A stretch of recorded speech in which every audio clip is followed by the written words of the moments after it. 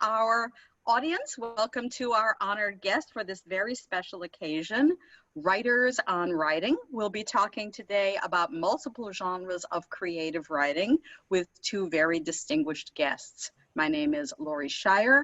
I am Xiaoxiang Distinguished Professor at Hunan Normal University in Hunan Province in China, and also Professor Emeritus at California State University at Los Angeles. I'm going to introduce you to the two wonderful authors that I have the privilege of speaking to today. Lenard D.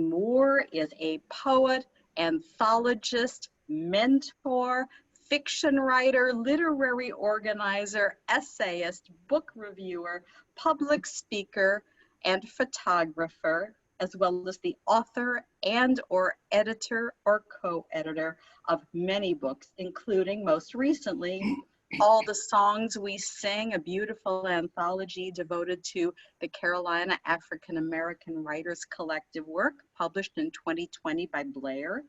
The Geography of Jazz, also published in 2020 by Blair. One Window's Light, and A Temple Looming. He is the recipient of a number of awards, including the North Carolina Award for Literature, Haiku Museum of Tokyo Award, and Margaret Walker Creative Writing Award, among many others. I also have a volume from 1999, which was the very first time I wrote an academic essay on Lenard Moore's work. So that's how long I've been knowing him, and what a privilege it is to be able to speak to him today. Our other fascinating speaker and interviewee is board-certified rheumatologist and very prolific author Glenn Parris, who has practiced medicine in the Northeast Atlanta suburbs for more than 25 years.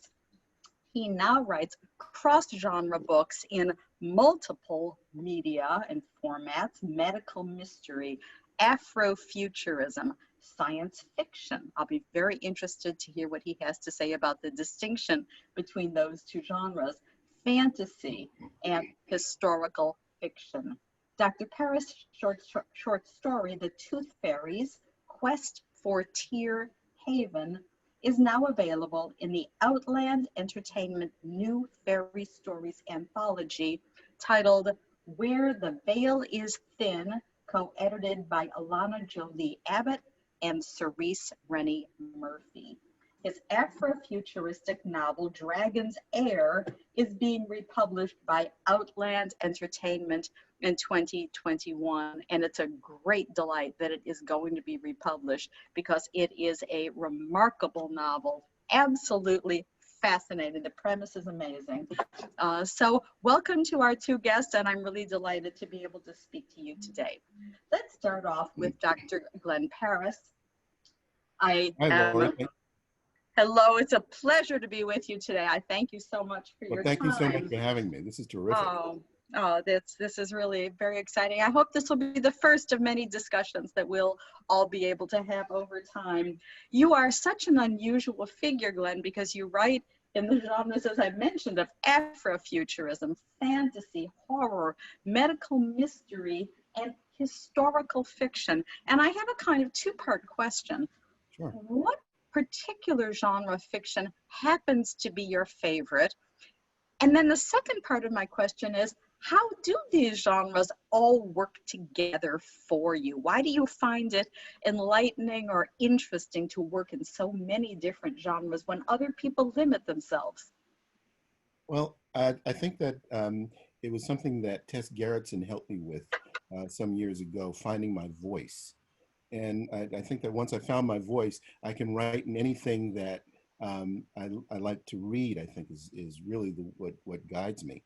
So medical fiction suits me because I've been in medicine for 30 years. But science fiction has been my lifelong love since I was, as my grandmother used to say, knee-high to a duck. This is horrible. Thank you. So you just continue with the directions that have drawn you. Do you have a favorite? A favorite genre? Yes. Yes, science fiction, absolutely. And can you please tell our listeners why? Yeah. Well, science fiction is the realm of what if. And what if has always excited me since I was just a little kid. What if gets me to the edge of the sofa. What if keeps me up a little bit longer at night. What if is what used to get me daydreaming in the middle of class when I was in grade school. I just love what if.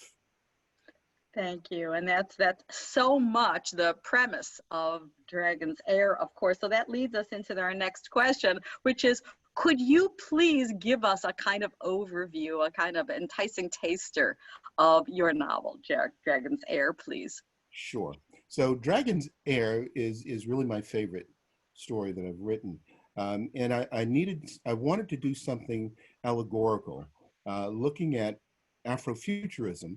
What if there were a people who looked much like me, much like us, but who were not human, but were here earlier?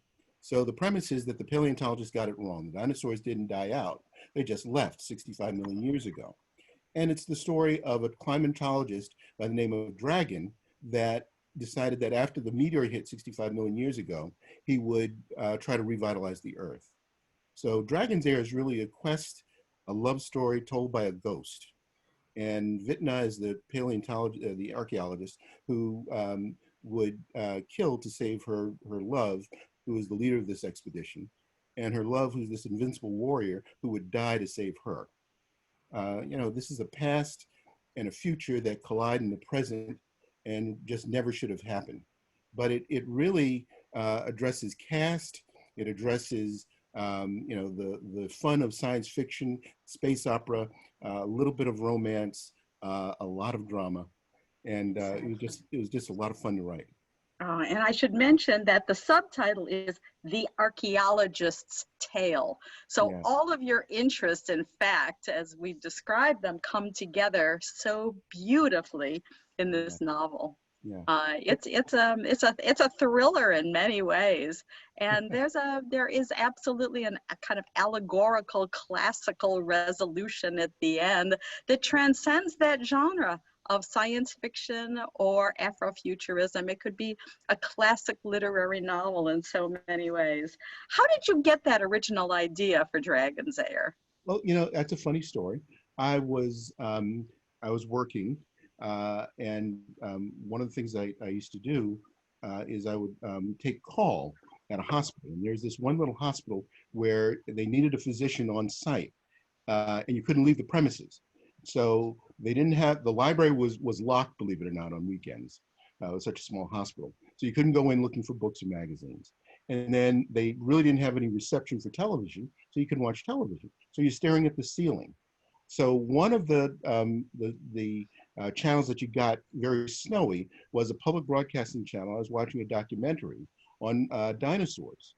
And one of the paleontologists, Bob Bacher, said that all we know about the dinosaurs is based on 3% of the fossil record. Now, that struck me. I said, 3%, they really don't know anything. Exactly. I said, suppose the dinosaurs didn't even die out. Maybe they just left. And that got me thinking, and that's where I came up with the premise. And the archaeologist, I said, well, what if there was an archaeologist, very, very innocuous looking, very classical, aristocratic, and maybe she does something that's very elitist, like archaeology, in a culture that has a history that goes back 100 million years. What a useless thing to be an archaeologist, but she is the right person with the right skill set in the right time and setting for the book. No, it's fascinating. So sometimes it can be the smallest little incidents of happenstance that can trigger a great idea. That's remarkable. Thank you. And Lenard, hello and welcome. This is just so exciting to have two such gifted people give us the opportunity to be interviewed. Hello, Lauri. How are you? And of course, Glenn, I'm glad to see you. You too. Thanks. We can't all be together in the same room, but this is about as close as it gets, and it's good enough for now. Look forward to another event in person, I hope. Lenard, you have written poems. Interestingly, you're so strongly associated with haiku and traditions of nature, and yet when you look at your work, it moves across time so interestingly. It has a lot of the characteristics of science fiction and Afrofuturism. And I'm wondering if you would please read us a poem that you think might fall into that category of Afrofuturism, please. Oh, absolutely. I'm taking notes. I have about 3 poems, 3 or 4 here that I've written recently too. I've been working with Afrofuturistic work here, so we'll see what happens. So with me, it's dealing with time, you know, the past, present, connecting to the future, and I won't say much about it. I'll just read the poem. Afrofuturistic Dream 2100. Red vehicle as shiny as glass, surfaces from the Atlantic, raises and whirls, propels, flies like a helicopter, becomes a crimson cloud, no sign emits a stark nothingness, transports itself, a galaxy searcher, probes the brilliant sky, maybe ebony pilots command the atmosphere charting craft, cruising cosmic pathways to explore another planet as clean as purified water. Maybe ebony pilots carry the funk like the mothership, no fiddling away anytime. Red vehicle as shiny as glass, mirroring what lies ahead. And so in that poem, the ending or the closing goes full circle with the opening of the poem there. Yes, yes. And I have to ask you this. Now, you mentioned that it's a recent poem, and I know your work pretty well, and that is in some ways an interesting new and different direction than a lot of the associations that longtime readers have of your work. And I have to ask, is there anything about the particular moment in time that we are all experiencing, which means that we are, due to a pandemic, here we are on Zoom and our little squares. Do you feel that Afrofuturism is speaking to you in particular at this moment in time for any reason? Well, I think so. We all are probably having strange dreams, but for me, the pandemic, I've turned it into a home writing retreat. So I'm writing as much as possible. I'm writing these Afrofuturistic poems. Hopefully I'll read some more while we're up here. And then recently I've been writing a lot of blues poems, and I'm dealing with that form and also the pandemic. And I'm trying to bring a lot of elements into my poetry, and hopefully, I'm glad you're picking up on the new directions my work is taking, and hopefully for the better. Very much so. And also, you're talking about moving across chronological frames. The blues is a genre that reaches into the past, and Afrofuturism is a genre that reaches into the future. So if we need any kind of proof that the history of African-American literature and culture have become repurposed for the present and the future, you're bringing together blues and Afrofuturism as a perfect example right there. Oh, so, thanks. And I want to do something else too. You know, I've been reading or rereading some of Octavia Butler, particularly Kendrick. And so, you know, her character, Dana, is transported back in time to the antebellum South, and you know, can't get away from the plantation and all that stuff. So I'm hoping to do something else with my poetry too, and I'm sure Glenn knows all of that, and he's read that and working with that stuff in his work too. So hopefully you're right. I want to carry my work in new directions. And I think we've got the beginning of a good writer's workshop here too. I think that with Glenn's background and experience, with Lenard's background and experience, I can't imagine 2 writers who are better equipped to really inspire a whole new generation of writing and to share a lot. Lenard, you are very well known, of course, for haiku. And in fact, you received the Haiku Museum of Tokyo Award in 2003, 1994, 1983, across decades.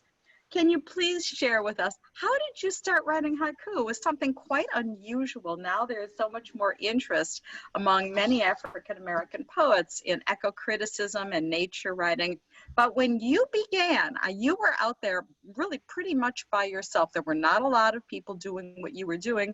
And I know that some students, some critics, some people said, well, this seems like an odd area of interest for an African-American in this moment in time where we've got social issues and cultural issues going on. And he's working in this tradition that comes from another culture, and it's about nature. And so what was it about haiku that spoke to you at the very beginning? Wow, that's interesting. You know, in about another month and a half, it'll be 39 years I've been writing haiku.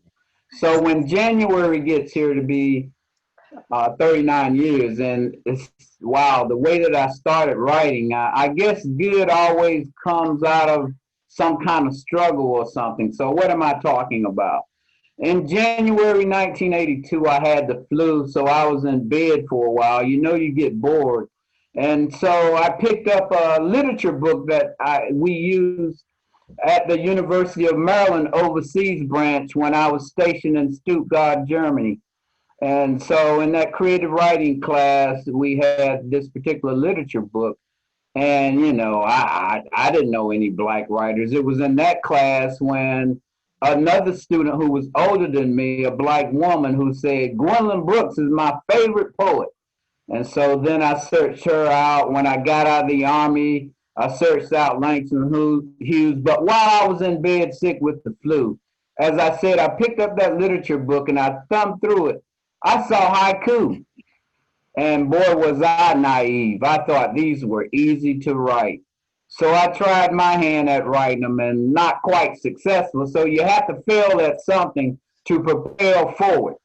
So, you know, I wrote some and I would send them out to some haiku magazines, and the editors would write back. And at that time, they would make comments on your poetry. And so I continued to write haiku, and I went to a literary festival at Waymont Center in Southern Pines, North Carolina. And this guy named Harold Kellogg, he was an older guy at that particular time.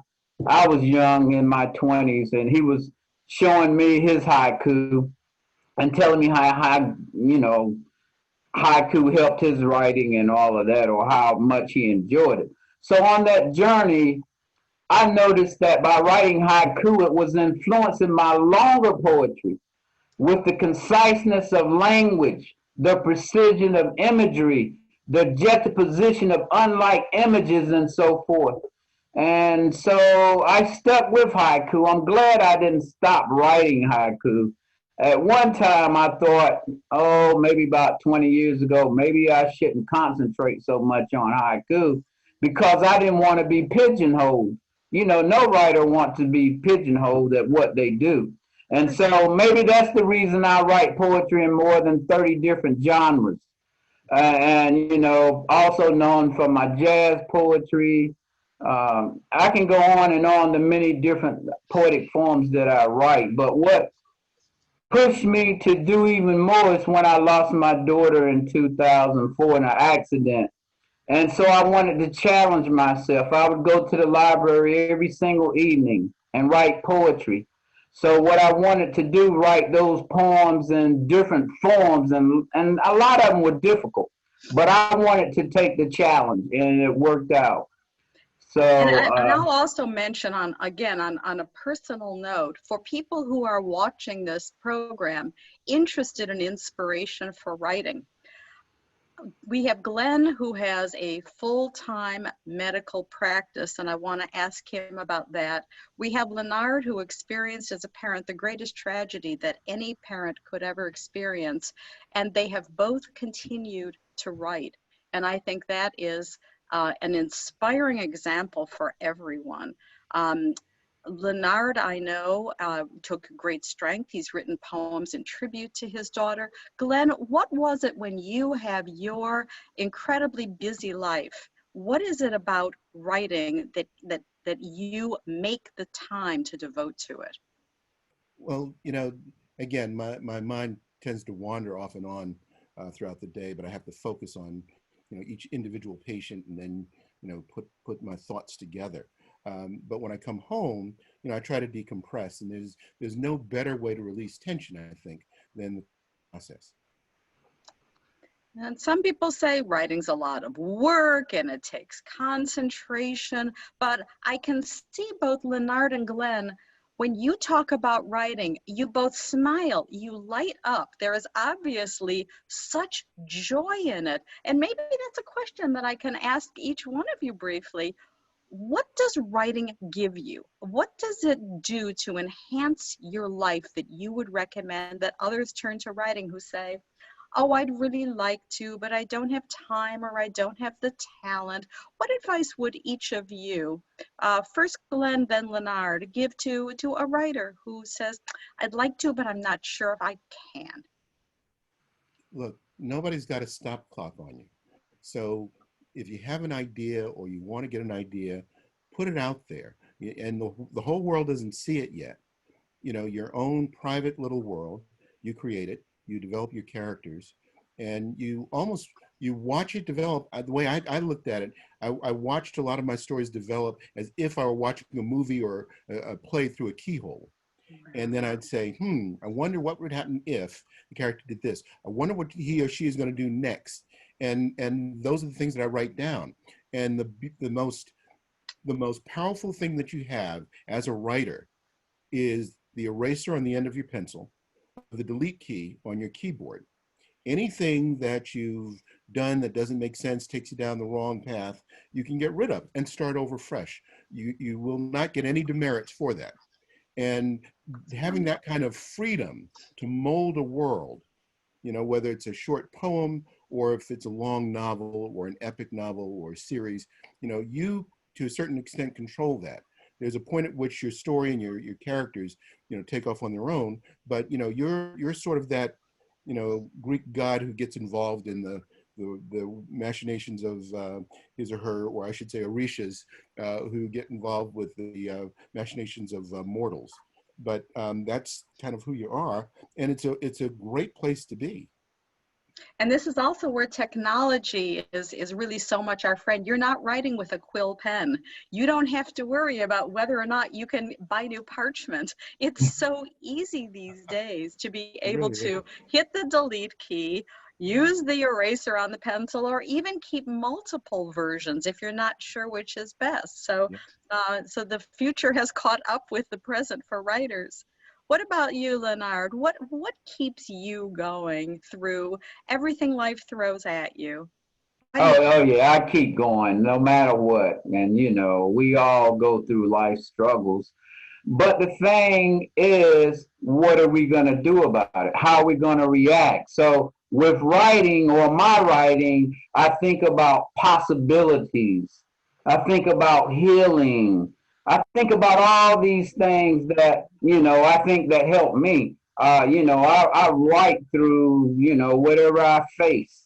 Because, yeah, you're right. I smile when we talk about writing because I think it's so important to me. Writing has become a way of life for me, especially haiku. It is a way of life. So I must write. There's no other way about it.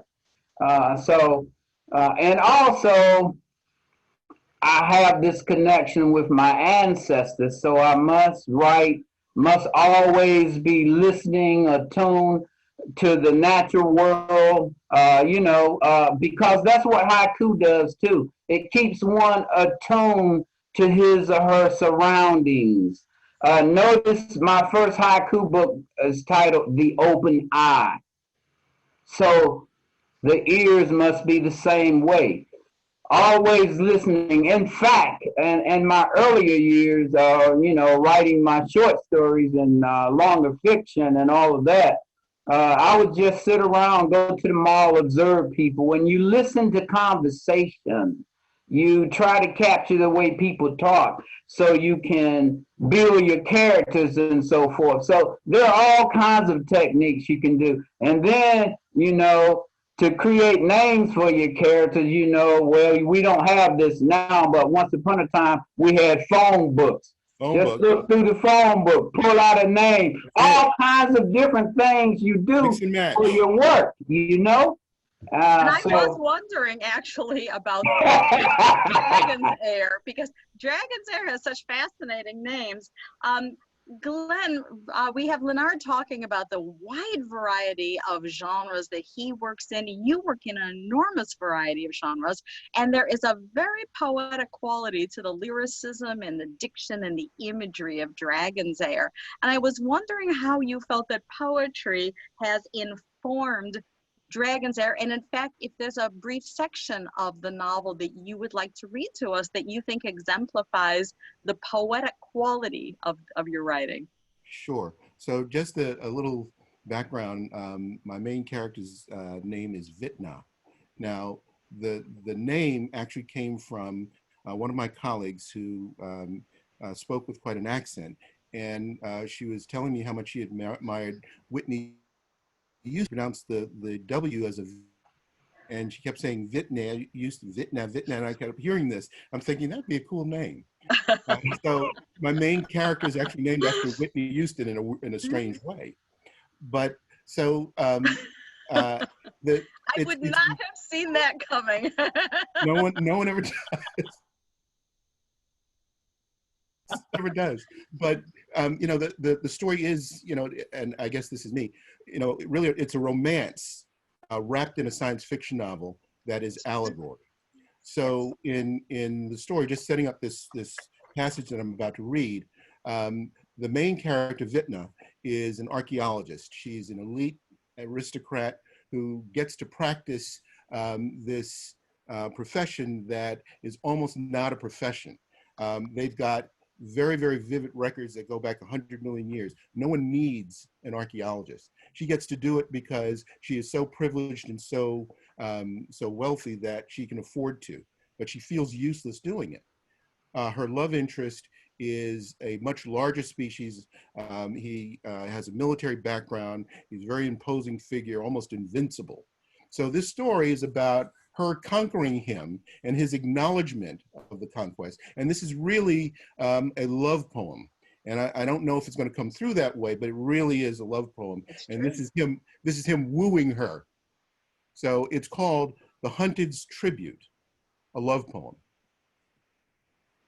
The white rain, a flawless layer of presage, uninterrupted as far as the eye can see. We Sawari have taken Alom's gift for granted, Vitna of Kemeth, this white rain. But leave it to your super hunter's clade to weaponize snow. I must remember, I am the hunted. You, Vitna of Kemeth, tread like a raptor's shadow and stalk like a Melky's dream. Across this white rain, I'm disappointed in its failure. Its fragile silence failed to announce your movement, this white rain. Its delicate purity failed to unveil your approach. So terribly close, yet always out of reach, you so skillfully navigate this white rain. Still,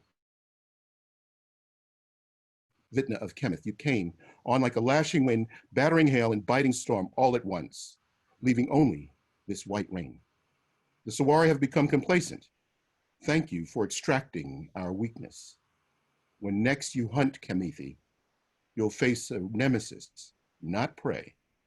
We'll be stronger, victorious, and without mercy, leaving you broken and silent in this white rain.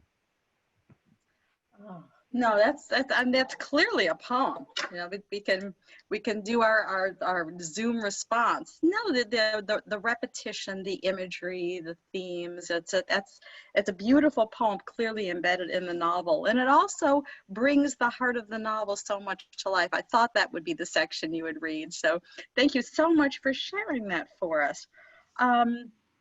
I want to congratulate you on Outland Entertainment republishing Dragon's Air in 2021, as we've mentioned.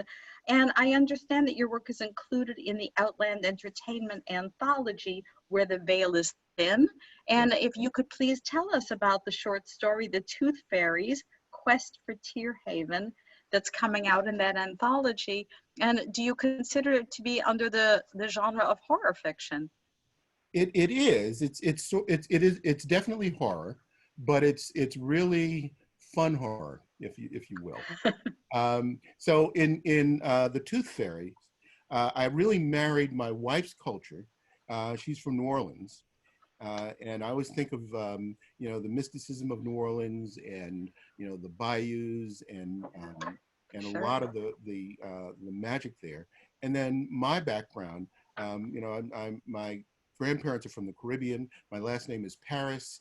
Not many people realize that the Salem witch hunts were really triggered by an African magic woman, or African-American magic woman, by the name of Tituba Parris. And that actually triggered the Salem witch hunts. So in the Tooth Fairies, I brought together this little girl, this little brown girl, living in rural Louisiana after Katrina. And she is being stalked by this little band of tooth fairies that are trying to get this loose tooth out of her mouth before sunrise, because like all vampires, they can't, you know, exist in sunshine. So the story is about their travails trying to get this loose tooth out of this little girl's mouth, and you know, all of their foibles as they do that. But it's a horror story, but it's a horror story that will make you laugh, occasionally cringe, but then laugh again. And in the end, the little girl is just as innocent as ever. You know, and you don't want to stereotype and say, because you're a doctor, because you're a man of medicine, because you're a man of science, naturally you would have all of these interests. I chalk this up to you just being an extraordinarily imaginative writer. The premises of that story and the novel are so fresh, so original, and really charming. So I really have to commend both of you so much for your bravery in being willing to cross genres, to not rest on stereotypes that you must be only a novelist, only a short story writer, only an Afrofuturist, that whatever writing presents to you, whatever ideas you go with. You know, Lauri, You've also, oh, I'm sorry, go ahead, please. I'm sorry, I just wanted to jump in there just for a moment. Please, please. But you hit a sensitive spot there for me, and that's exactly it. I am an Afrofuturist. I do have some of my culture that bleeds through in anything that I write, regardless who they are that I'm writing about. But I don't want to be pigeonholed. And I don't think any of us creators want to be pigeonholed in terms of Afrofuturism has to be about certain things. It has to include certain things. I think that any creative effort that comes from the perspective of an African-American or African influenced creator is by its own nature Afrofuturism, whether it's in the past, the future, the now, or parallel now.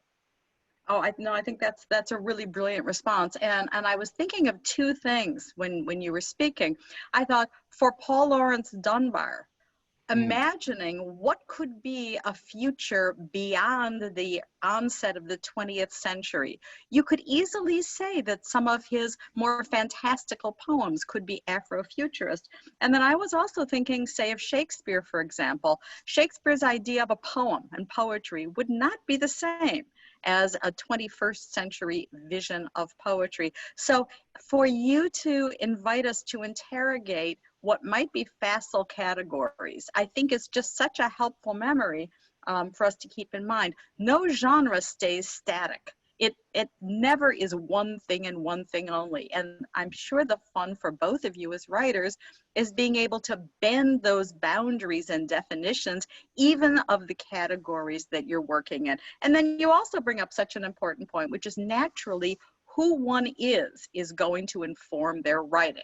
Now, you're not writing out of a vacuum in any way. You're still carrying with you elements of history and culture, and the story about Ms. Parris is really quite fascinating. Have you done genealogy? Are you related? I have not done genealogy. I don't think I'm related, although her name was Parris and she came from the island of Barbados. My ancestors are Parrises from the island of Barbados. It's only 21 by 13 miles in measure. So, yeah, the odds are, yeah, probably, but I've never done the work. I don't know. That's so interesting. I'd also love it if you could tell us a little bit about your work in the medical mystery genre with the novel, The Renaissance of Aspirin. If you could tell us a bit about that, please. Sure. So The Renaissance of Aspirin is a medical mystery about a treatment for a very common pain syndrome. In the course of the research, an African-American scientist develops a cure worth hundreds of billions of dollars. The pharmaceutical expert executive who hires her fears that she's learned a fault in the formula and threatens it before it gets approved by the FDA. But then she discovers the underlying cause of this pain that goes back in our history tens of thousands of years. And her discovery is worth even more than this $100 billion cure. So she goes on the run. She's joined and helped by a young doctor in training in the Atlanta area who himself has a lot of secrets that he doesn't know about. His origins are also from New Orleans, and he's got a background that'll blow your socks off. Wow, and in this era of all the vaccine intrigue, living in the midst of a pandemic, that is such a relevant concept. And it is, for anyone who's interested, is that novel available right now? It is.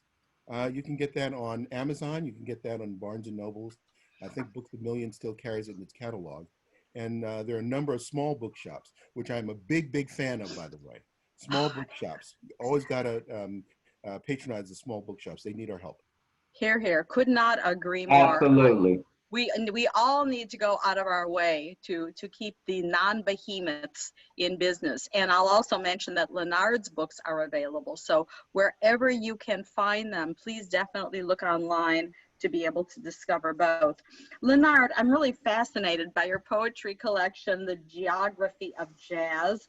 And we have a beautiful review from Corby Hill in Indie Week, which says, Moore also brings us into private spaces, a bedroom, a car on the highway.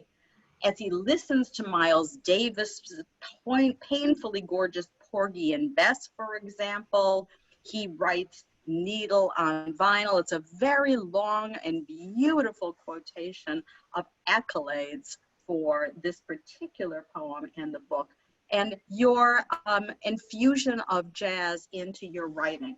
So the quotation ends by saying, when he writes, when Lenard Moore writes, I am inside the music and he really means it, end quote, from Corby Hill. And I'm wondering if you could read that poem for us, please. Okay, I have it right here. The poem is titled Thursday Night. Needle on vinyl, miles in the groove, and goats hover over the warped wooden shelf. I feel summertime, now full of mood and pain, sustaining turns in my heart till that trumpet speaks like a howl yowled on wind as the Carolina moon beams into this room. This music heats me like bad booze burns, like promises never kept. I listen all night long as ancestors keep watch, bob in and out on unsettling vibes. Wow.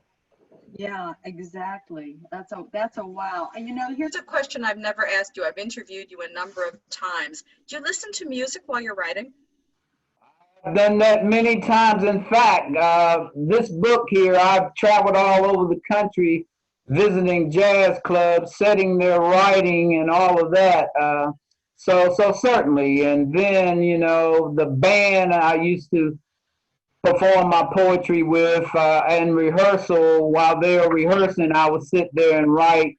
And then we would perform my poetry with them playing in rehearsal afterwards. And then we would have shows all over at bookstores, universities, high schools, and then on campus there too.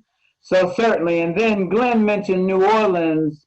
The last poem in this book is a 7-poem sequence titled New Orleans Suite. I wrote it in New Orleans in 2003. You know, I was invited to Xavier University to speak to a class, to give a lecture, to read. So while there, I wrote.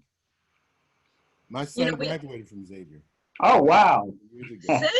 Yeah. These circles of affiliation, and it's through writing. You know, we would not be having this conversation if it were not for your writing, which has brought us together.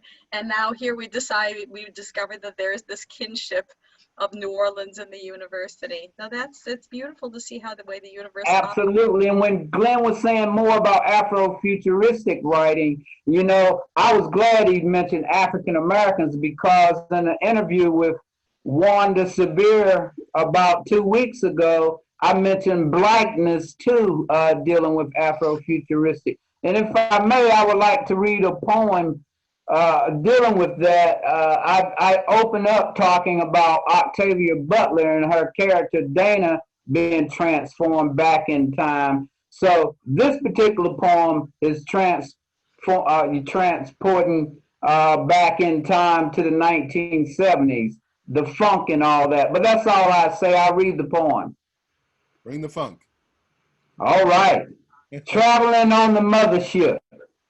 I remember 45 P-Funk years ago when the mothership landed its rhythm, George Clinton style, as if the tune boomed from outer space, pioneering permanent points, funky funk, funking up, the cityscape, the landscape, the airscape, the parliaments, funkadelic, giving us earthlings what we crave, keyboards, bass, guitars, horns, drums, vocals, synthesizers quake the stage, the bands funk blew each roof off, blasting themselves to another galaxy. I remember 45 P-Funk years ago, how we kept funk dancing, funky as funking could go. Then Bootsy Collins stretching Afrofuturistic sound, that rubber band climbing charts until we funk walked, funk talked, funk lived. Everybody funky, funk loved. Collective funking, knee deep, cosmic connection, foot stomping, rumbling, smoking up as if we were riding the mothership, eyes flashing like bulbs. Lenard, you took us to the mothership of funk. I think there is no better way to sail us out of this beautiful interview than to rest on the note of that poem. Thank you so much, Dr. Glenn Parris, Mr. Lenard D. Moore. Thank you. My hat is off to you. It's been an honor and a privilege, and I must mention Kim McMillon, who is behind this brilliant series that our conversation is part of. And may we sail on into the future together in a spirit of funk. All right. Yeah. Wow. Thank you. All right. Thank you. See you, my friends. Thank you. Bye-bye. Leonard, we need to get together. Absolutely. All right. Kim, see you. Don't leave Lauri, me out. Glenn. Right. We must funk on out of here. Must do. That's right. Funk on out. Make sure we don't have a cold when we say it. Thank you, Lauri. Thank you. All of you were just so brilliant. Lauri, Lenard, Glenn, what a wonderful, I learned so much. Thank you. Thank you, Kim. Thank you so much, Kim. It was honestly a privilege. Absolutely. I am honored and humbled. I will talk to these gentlemen anytime, any day. Thank you, Lauri. Thank you, Lauri. Much gratitude. Much love to you all. Peace and happy Thanksgiving.